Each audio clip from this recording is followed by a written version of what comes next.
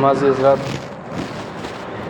گزشتہ روز سے درس قرآن شروع ہے، اور اس سے پہلے ہم نے سورہ ضحیٰ شریف کی آیت کریمہ سنی، اور اس کے بعد میں اللہ رب العالمین فرماتا ہے والتین والزیتون وطور سینین وہذا البلد الامین۔ والتین والزیتون، اللہ فرماتا ہے انجیر کی قسم اور زیتون کی قسم، وطور سینین اور طور سینا کی قسم، وہذا البلد الامین اور امن والے شہر کی قسم، یا اس شہر کی قسم جو امن والا ہے۔ اب اس میں اللہ رب العالمین نے 4 چیزوں کا ذکر فرمایا۔ پہلا فرمایا انجیر کی قسم، اور دوسرا زیتون کی قسم۔ تو اس کی وجہ یہ ہے، اس پھل کو اور اس درخت کو اس لیے یاد کیا گیا ہے کہ یہ زیتون جو پھل ہوتا ہے، پہلے تو اس کی فضیلت بہت ہے، اور دوسرا یہ ہے کہ یہ کئی ساری چیزوں کے، کئی ساری بیماریوں کے کام میں بھی آتا ہے۔ اگر اس کو کھایا جائے تو بہت سی بیماریاں ایسی ہوتی ہیں جو اللہ رب العالمین اپنے فضل و کرم سے اس کے صدقے میں دور کر دیتا ہے، پہلی۔ اور دوسری بات یہ ہے کہ انجیر کی قسم اس لیے بھی یاد فرمائی کہ حضرت آدم علیہ السلام جس وقت خلاف اولا کام کرنے کی وجہ سے جب جنت سے آپ کو دنیا میں بھیجا گیا، تو جب آپ تشریف لائے تو اس وقت آپ انجیر کے پتے اپنے جسم پر لپیٹے ہوئے تھے، اسی کا لباس بنا کر آپ دنیا میں تشریف لائے۔ اور جب آپ دنیا میں تشریف لائے تو جنگل کے جانوروں کو، چونکہ انسان تو اس وقت موجود تھے نہیں، تو جنگل کے جانوروں کو جب پتہ چلا کہ اللہ کا خلیفہ زمین پر تشریف لائے ہیں، تو وہ زیارت کے لیے جوق در جوق، ٹیم در ٹیم بنا کر کے آپ کی بارگاہ میں حاضر ہونے لگے۔ تو ہرنی بھی آپ کی بارگاہ میں حاضر ہوئی تھی۔ جب وہ آپ کی بارگاہ میں زیارت کے لیے حاضر ہوئی تو حضرت آدم علیہ السلام نے ان کو اپنی زیارت کے شرف پر اپنی دعا سے نوازا، اور وہ انجیر کے پتے ہرنی کو کھلا دیے۔ جب وہ ہرنی کو کھلائے تو پہلی بات تو ان کا حسن بڑھ گیا، جو گروپ ہرنیوں کا جو ٹیم پہنچی تھی اس گروپ کا حسن بھی بڑھ گیا، اور اللہ رب العالمین نے اس کی برکت سے ان کے اندر مشک یعنی نافع پیدا فرما دیا، جو خوشبو ہرن کے پیٹ سے نکلتا ہے، اللہ رب العالمین نے وہ ہرن کے پیٹ میں پیدا فرما دیا۔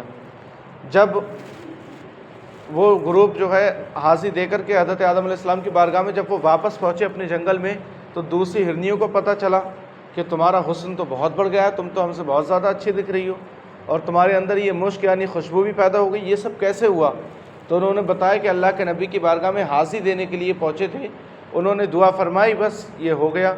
تو اب دوسری ٹیم کو پتہ چلا تو یہ بھی پہنچی جلدی سے ہرنی، انہوں نے کہا ہمارے اندر بھی مشک پیدا ہو جائے۔ تو حضرت آدم علیہ السلام نے دعا فرمائی، اپنا ہاتھ پھیرا، پتے کھلائے، اس سے ان کا حسن تو بڑھ گیا، لیکن وہ مشک ان کے اندر پیدا نہ ہو سکی، وہ خوشبو ان کے اندر نہ پیدا ہوئی۔ فرماتے ہیں ایسا کیوں ہوا؟ پہلے گروپ کے ساتھ بھی وہی کام ہوا، دوسرے کے ساتھ بھی، تو ان کے اندر تو خوشبو پیدا ہو گئی، ان کے اندر نہیں ہوئی۔ تو علماء کرام فرماتے ہیں وجہ یہ رہی کہ پہلی ٹیم جو گئی تھی ہرنی حضرت آدم علیہ السلام کی بارگاہ میں حاضری کے لیے، تو وہ خالص اللہ کی رضا کی نیت سے، خالص نیت اللہ کی رضا کے لیے گئی تھی۔ وہ ان کے دل میں صرف یہ نیت تھی کہ ہم اللہ کے پیغمبر کی زیارت کریں گے اور اللہ کی رضا حاصل کریں گے۔ لیکن دوسری جو ہرنی گئی تھی ان کے دلوں میں اللہ کی رضا حاصل کرنا مقصود نہیں تھا، ان کا مقصد یہ تھا کہ ہمیں وہ مشک اور نافع مل جائے۔ تو فرماتے ہیں کہ نیت پر جو ہوتا ہے وہ سب کچھ دار و مدار ہوتا ہے، انما الاعمال بالنیات، اعمال کا دار و مدار وہ نیت پر ہے۔ اگر تو نیت صحیح ہے تو سب کچھ ٹھیک ہے، اور اگر نیت صحیح نہیں ہے تو پھر سرے سے ہی سب کچھ بیکار ہو جاتا ہے۔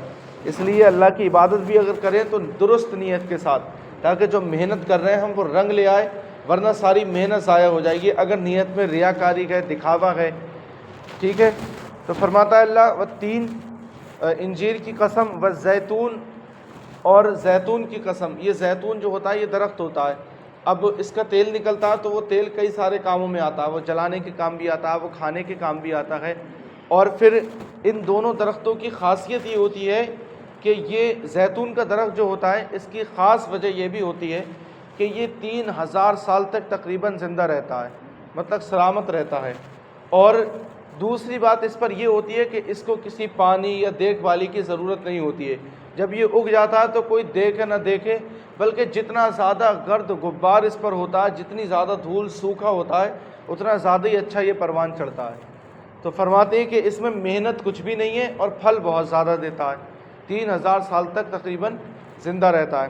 اور دوسری بات، حضور پاک صلی اللہ علیہ وسلم نے ارشاد فرمایا کہ زیتون میرے اور مجھ سے پہلے آنے والے انبیاء اکرام کی مسواک رہی ہے.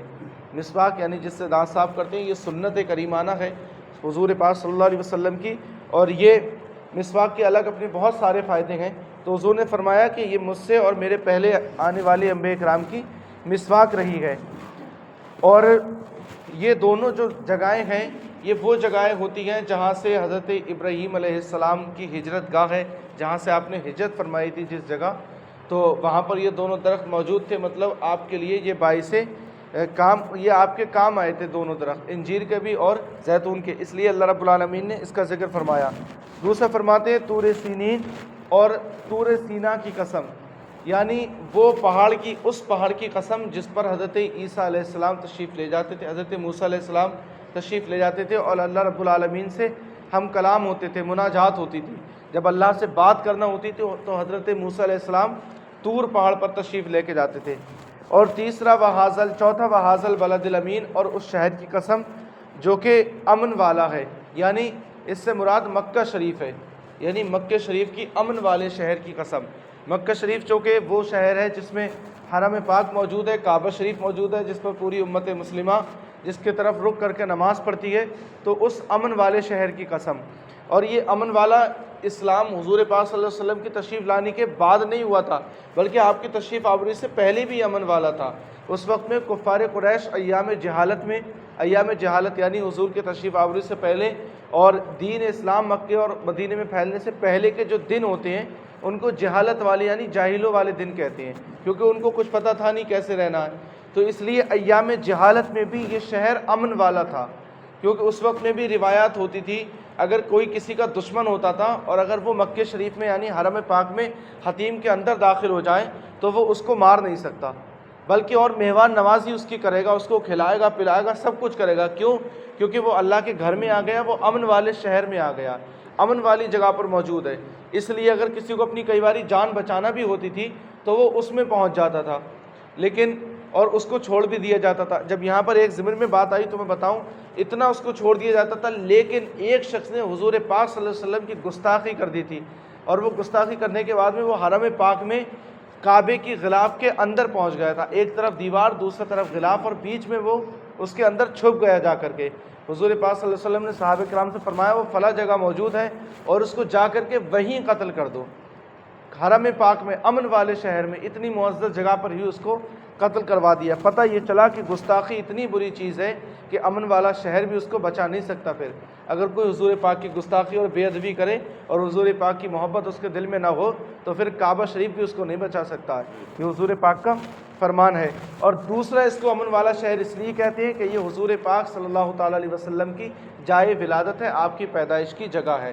تو حضور جہاں پیدا ہو گئے تو پھر وہ جگہ تو معزز ہونے والی. آپ صلی اللہ علیہ وسلم وہاں تشریف فرمائے تھے اس وقت تک تو وہ معزز تھی. اب مدینہ شریف میں ہے. اچھا یہ بھی بہت بڑا اختلاف ہے ہمارے بزرگوں میں بھی ہے یہ کہ مکہ شریف افضل ہے یا مدینہ شریف افضل ہے. تو کیونکہ حضور پاک صلی اللہ علیہ وسلم کی وہ جائے ولادت بھی ہے، وہاں حرم پاک بھی ہے، وہاں کعبہ شریف بھی ہے، تو وہ افضل ہے یا وہ جگہ افضل ہے جہاں حضور پاک صلی اللہ علیہ وسلم نے تشریف فرمائے. تو حضرت امام اعظم ابو حنیفہ رحمۃ اللہ علیہ کے نزدیک جو ہے، یعنی ہم حنفی ہیں جن کی ہم تقلید کرتے ہیں، پیروی کرتے ہیں، ان کے نزدیک مکہ شریف افضل ہے. اور حضرت امام شافعی یا حضرت امام مالک کے نزدیک مدینہ شریف افضل ہے. اب دونوں حق پر ہیں، دونوں بزرگ ہیں، دونوں کے درمیان اختلاف ہے. ایک کے نزدیک مکہ شریف افضل ہے اور ایک کے نزدیک مدینہ شریف افضل ہے.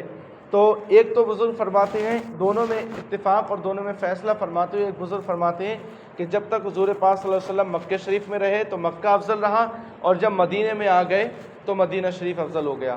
مثلا اس کو ایسے سمجھ لیں کہ ہمارے پاس میں پرس ہوتا نا، پیسے رکھنے والا پرس، تو وہ پرس اپنے آپ میں کوئی قیمت نہیں ہوتی اس کی، وہ بیکار ہوتا ہے اپنے آپ میں.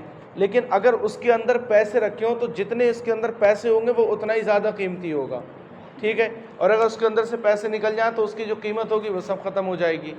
کیونکہ اس کی اہمیت جو ہے وہ پیسوں سے ہوتی ہے، اپنے آپ میں پرس کی کوئی قیمت نہیں ہوتی ہے۔ اسی طریقے سے کسی بھی جگہ کی اپنے آپ میں کوئی قیمت نہیں ہے، نہ مدینہ شریف کی نہ مکہ شریف کی، لیکن حضور پاک صلی اللہ تعالیٰ علیہ وسلم جب وہاں پر تشریف فرما تھے، کیونکہ ساری برکتیں اور ساری رحمتیں حضور پاک صلی اللہ علیہ وسلم سے گئیں، تو حضور جب مکہ شریف میں تشریف فرما تھے تو پھر مکہ شریف افضل تھا، اور اب جب حضور مدینہ شریف میں تشریف لے آئے تو اب مدینہ افضل ہو گیا۔ یہ الگ بات کہ کعبے کی موجودگی میں، کعبے کی وجہ سے اللہ کا حرم وہاں موجود ہے، اللہ کا گھر ہے، تو اس کی بڑی فضیلتیں ہیں۔ اب جب یہ بات اعلیٰ حضرت کی بارگاہ میں پہنچی تو اعلیٰ حضرت نے کیا فرمایا؟ طیبہ نہ صحیح افضل، مکہ ہی بڑا زاہد۔ یعنی ہم مانتے ہیں کہ مدینہ شریف افضل نہیں ہے، مکہ ہی چلو افضل ہے، لیکن طیبہ نہ صحیح افضل، مکہ ہی بڑا زاہد۔ ہم عشق کے بندے ہیں، کیوں بات بڑھائی ہے؟ ہمیں تو حضور سے محبت ہے، تو ہم تو یہی کہیں گے کہ مدینہ شریف افضل ہے، اور مکہ شریف اور مدینہ شریف دونوں شہر بڑے افضل ہیں، لیکن حضور پاک صلی اللہ علیہ وسلم کی وجہ سے مدینہ شریف ہی۔ فرماتے ہیں وَحَاذَا الْبَلَدِ الْأَمِينِ، اور امن والے شہر کی قسم۔ اچھا، ان چار جگہوں کی کیوں قسم یاد فرمائی؟ تین اور زیتون اور طور سینا اور امن والے شہر کی قسم، تو فرماتے ہیں کہ ان چاروں جگہوں کو بزرگوں سے نسبت ہے۔ زیتون اور انجیر کا جو درخت ہے، ان کو حضرت ابراہیم علیہ السلام سے نسبت ہے، کیونکہ یہ حضرت ابراہیم علیہ السلام کی ہجرت گاہ ہے۔ اور طور سینا جو طور پہاڑ ہے، یہ اپنے آپ میں بڑا پھلا پھولا ہوتا ہے، بڑا ہرا بھرا خوبصورت، اور اس کے باغات دیکھنے کے ہوتے ہیں، اور روایت میں آتا ہے ہر اس پہاڑ کو سینا کہتے ہیں جو ہرا بھرا اور خوبصورت ہوتا ہے، ہر اس پہاڑ کو سینا کہتے ہیں۔ تو اس کو عزت والا اس لیے کہ اس کو حضرت موسیٰ علیہ السلام سے نسبت ہے۔ اور چوتھی بات، وَحَاذَا الْبَلَدِ الْأَمِينِ، اور امن والا شہر یعنی حضور پاک صلی اللہ، جو مکہ شریف ہے، اس کو نسبت ہے حضور پاک صلی اللہ تعالیٰ علیہ وسلم سے۔ تو ان چاروں جگہوں کو بزرگوں سے نسبت ہے، تو اللہ رب العالمین کی بارگاہ میں یہ بزرگ اللہ کے نیک بندے اتنے زیادہ مقبول ہوتے گئے کہ ان کو جس جگہ سے نسبت ہو جائے اللہ رب العالمین اس کو بھی معزز فرما دیتا ہے، ان کو جس چیز سے نسبت ہو جائے اللہ اس کو بھی ہمیشہ ہمیشہ کے لیے قائم و دائم فرما دیتا ہے۔ اب ان چار چیزوں کی قسم کا ذکر کرنے کے بعد میں اللہ رب العالمین نے فرمایا لَقَدْ خَلَقْنَا الْإِنسَانَ فِي أَحْسَنِ تَقْوِيمٍ، بے شک ہم نے انسان کو اچھی شکل و صورت میں پیدا فرمایا، ہم نے انسان کو خوبصورت، حسین و جمیل پیدا فرمایا ہے۔